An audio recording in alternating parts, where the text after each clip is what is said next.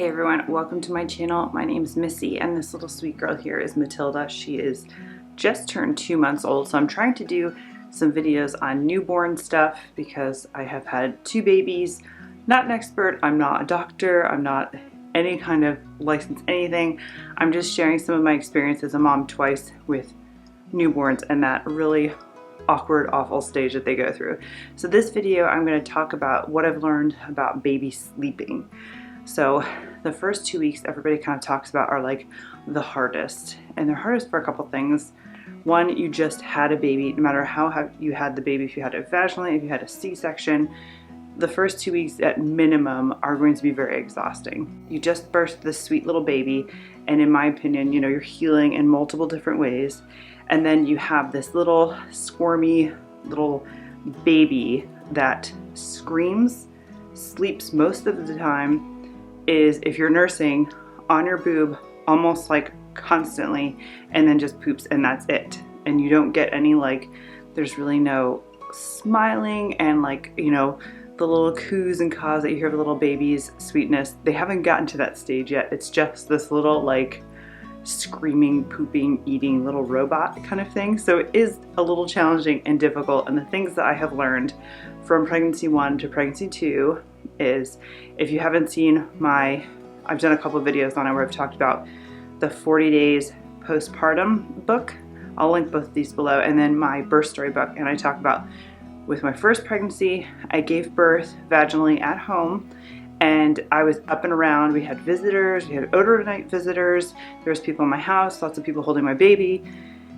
And then with baby number 2, I had none of that. We didn't have anybody staying here, we didn't have any visitors. I did have another vaginal birth at home, but I also stayed in bed for as long as I possibly could. My goal was 2 weeks. I did do the 2 weeks, but towards the end I was kind of like roaming around the house. But my goal was to literally stay in bed and only go from bed to bathroom. And if you can do that, you have somebody who can support you and do that, I highly recommend it, because then what you're doing is literally just in bed with baby. I pretty much held him or her the first 2 weeks as much as possible. That helps with postpartum mental health, that helps with your milk supply. So I did what I'm doing now. I wrapped baby, and I used 2 wraps. I have a video on baby wraps. I'll link that below as well. My 2 of my favorites. And it's just easier. They don't cry. They like to be snug. They like to be next to mom. They like to hear your heartbeat. They just seem to relax. And I know you're not supposed to be walking around, so, you know, the first time I had baby, I wrapped my son, and then the second baby, I didn't wrap her till like day 10 or so, but I pretty much always had her on me. So I was laying in bed, and I had just a very loose nursing bra on, and then I had my, you know, the postpartum weird mesh underwear and the diapers and all that stuff. I didn't really have any other clothes on. I think I just had a robe so that I could open up, put baby in it as I was laying down. So pretty much baby would sleep on me, and then I'd feed her. I had a DockATot or a baby pillow. I know those are very controversial now because of suffocation, but I mean, keep in mind I was awake laying next to her, and I would put her there right next to me and just kind of rotate. And then my husband was around to do diaper changes. So kind of going with that, what I did with my second pregnancy that I didn't do with my first pregnancy. Pregnancy number 1, we had the nursery fully done, which I get because you're a new mom or new parent in general and you're excited. And I had the diaper table or the changing table all set up. I had the crib set up even though there was stuff in it. I had the recliner. One of the best things we ever bought was a Lazy Boy swivel rocker recliner that we used for nursing. It was great. That was in my son's room. And then my son slept in our bedroom, which was down the hall a little bit, and we had the pack and play in there. That's where he slept. So with baby number 1, whenever they got up, we'd pick him up. I don't know why I did this. I really don't. We'd pick him up. We'd be in our bed. He's in a pack and play in our room. He'd wake up in the middle of the night. We'd pick him up. We'd both walk down to the hallway. Before I walked down there, I'd go to the bathroom and change my diaper. My husband would work on the baby's diaper. Then I would sit in the recliner, nurse him. My husband would go back to bed. Then when he was done nursing, I would pick my stuff up, go down the hallway, and put him in the pack and play, and then go to bed. Again, I don't know why I did that. I have no idea. And then it just dawned on me with baby number 2 was really, I didn't want this little girl and us waking my toddler up doing that. So what we decided to do is keep everything in our room. So I took my dresser, took everything off of it. I put one of the Tux pads and a towel, so just to protect it basically. And we have our wipe warmer. I know a lot of people don't like those. I personally love them. I have the Hatch on there, and we have all of our diapers on top of the dresser there. So everything is good to go. We use the Pack and Play. Our Pack and Play has a changing station, changing table kind of thing. So that's where we would change Tilly right there. And I also have a little orb. I'll get the link for my husband. He has two of them. We have this little one, and then we have a bigger one, and they are very handy because I don't want to, when we do these middle of the night changes, turn the lights on. So these little orbs are like just enough light, and then you can also on the Hatch turn the light all the way up, which is just like night light level, and it's just enough to, like, you know, see what you're doing. So what we do now with this little girl, she would wake up, I would go to the bathroom and change my diaper, still in my room, and my husband would take baby girl here to the Pack and Play changing table, and now he wouldn't have to go into her room. We've got the diapers and everything all there. So he would change her diaper, and the recliner where I nursed her is literally 2 feet from my bed.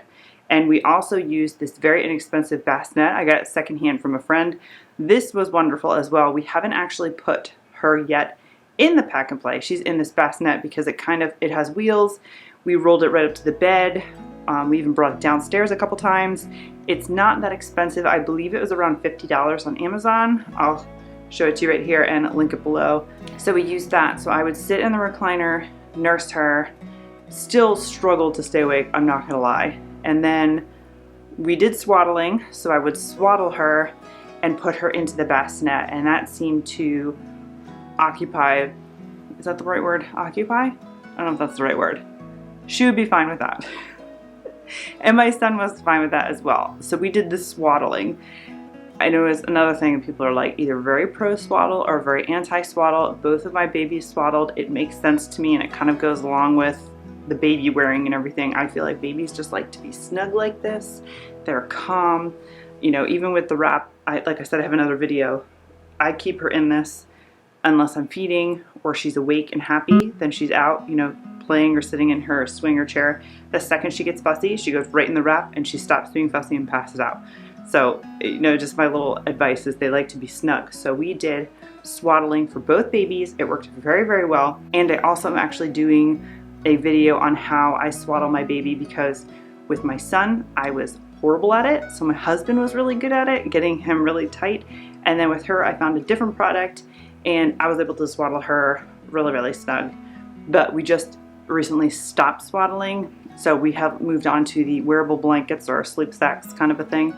But the same deal. Whenever she wakes up in the middle of the night, I go use the bathroom. My husband changes her diaper, hands her to me while I'm in the recliner. I feed her, and I then just, now that she's in the sleep sack, I feed her in the sleep sack.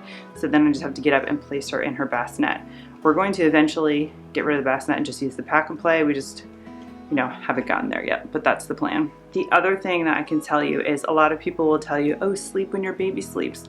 And I know that's like so ridiculous, because it's like, okay, my baby's sleeping and I need to do, like, you know, laundry and everything. Just let it. I had to learn to let that go. I had to learn to know that my house is going to be messy. I can deal with that later. These first 2 weeks, I'm not focusing on cleaning. I'm not focusing on laundry. I'm not focusing on food. I prepped and did freezer meals. We had tons of friends dropping off food, gift cards, all that kind of sort of thing. My husband was in charge of basically just preparing it. So he didn't really have to cook all that much. It was just preparing or heating stuff up.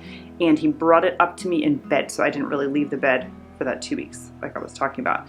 So I was just doing a lot of rest. I may not have been sleeping, but, you know, during the day, but I was resting. I was just in bed, and that to me helped me a lot, especially since I'm an older mom.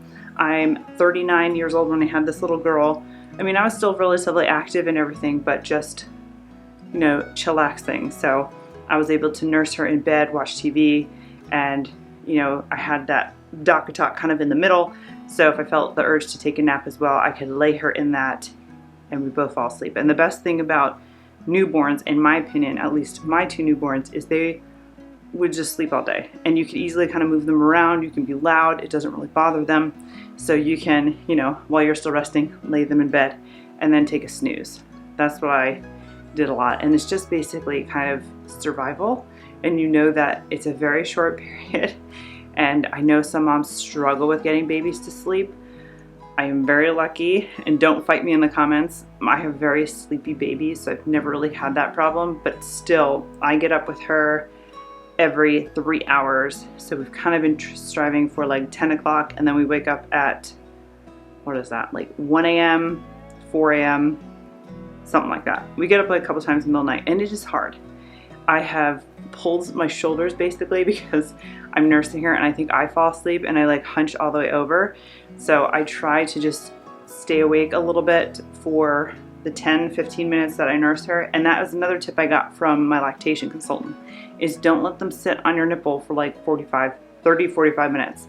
It should be something like, I think it was like 10-15 minutes, something like that. Don't quote me on that. But to basically bother them. So I have her in the cradle hold, where I have my arm like this and her head is here and her butt is here.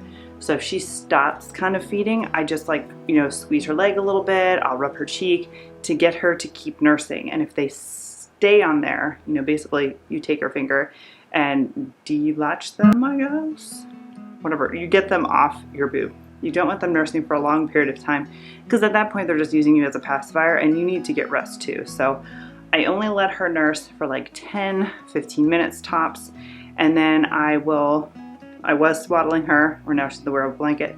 I just put her back in the bassinet, and then I go to bed, and I'm able to personally pass right out. I don't know if some women struggle to stay awake after that or not. There's something with breastfeeding that actually makes you really tired too. So that is what I've been doing for her. But what I did for my son is sometimes I just couldn't stay up at night. So I think like everything with motherhood is controversial. You just kind of have to play around and figure out what works for you.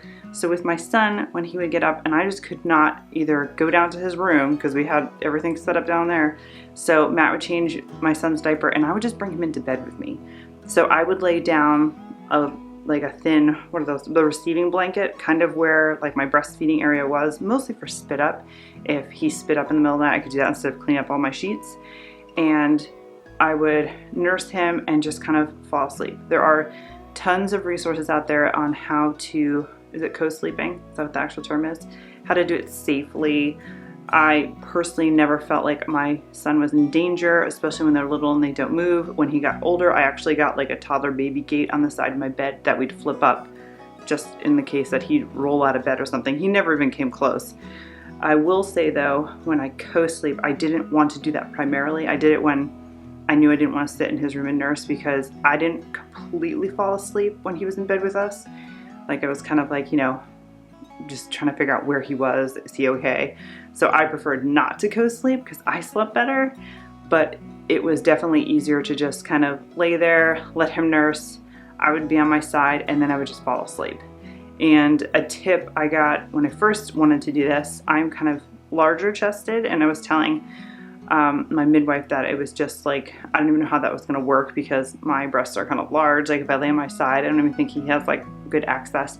And she basically said to, you know, lay on your side and then pitch your shoulder back a little bit. And I was like, duh. And then it would be the breast that was on the bed would be exposed more for him to then nurse on. So that's a little trick if you were thinking that you couldn't physically nurse in bed. You can. You just have to know the right people to ask. I'm trying to think of anything else. So it's basically just kind of, like I said, survival. It's 2 weeks.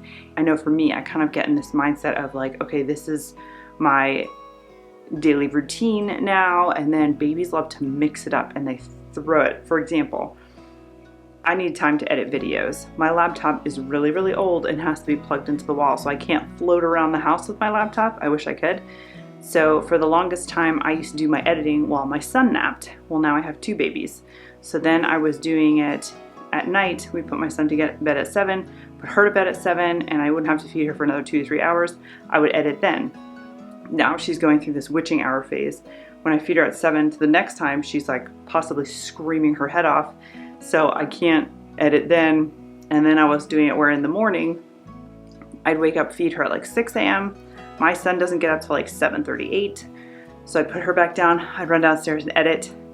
Now Paul's getting up at like 6:30. So it's kind of just being able to roll with the flow You may not have a routine if you're a routine person like I am, but it constantly evolves. I promise you it gets better. Whatever is, you know, driving you nuts at that point, it gets better. Like I said before, they're kind of like little, you know, pooping, what do I call them? Sleeping, pooping, eating little robots in the very beginning. And then they smile at you. And then they laugh. You know, it constantly keeps evolving. So you just kind of gotta stick with it and do the best you can. That's all you can do. If you're feeding them, changing them, and keeping them warm, then that's really all that matters. That they're safe and they're happy. They just want to be with mom. Everything else can wait. You can have people over and help you if you want to. That's totally fine. I preferred not to have people over my house to help me. That is totally fine. You just gotta trust your mom gut, in my personal opinion, with both babies. The first baby, I kind of was more accommodating to other people, and I suffered, my mental health kind of suffered for that. So this one, I kind of, you know, stood up for myself a little bit more. I had boundaries. I knew exactly what I wanted to do. This little one acted completely different than my first baby, but we were kind of set up for that to just be like, you know, wing it, basically. I hope that wasn't too much rambling, and I hope that somewhere out there somebody finds this helpful. If you do, leave me some comments below. I'd love to hear from you. Give this video a thumbs up if you like it, subscribe if you haven't, and I'll see you in the next video. Thank you so much. Bye.